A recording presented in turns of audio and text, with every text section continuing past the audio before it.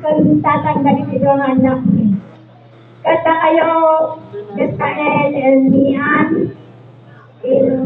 yung una, congratulations sa inyong dalawa. Sana'y magmahalan kayo habang buhay at gawin yung sentro ng inyong relasyon, ng inyong pagmamahalan. Simbahan niyo ang tangay.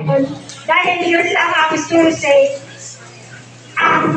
Yun lang ang susi. Ang Panginoon ang magiging sentro ng inyong pagmamahalan. Dahil yun lang ang susi ng pagiging ng matibay na pagsasama bilang isang mag-asawa at Israel ay atong imihan na ang palyag mo.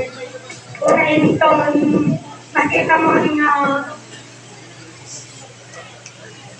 mukhang kung ay nalas itasamal daw manipulili nagbalin kayo nga nagmudya.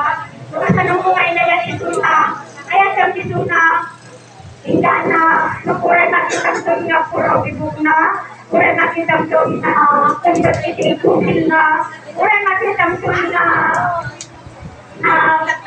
mapositivism na, ay atong kulang tayo na lang itong paglag, kasi lang yung malbagang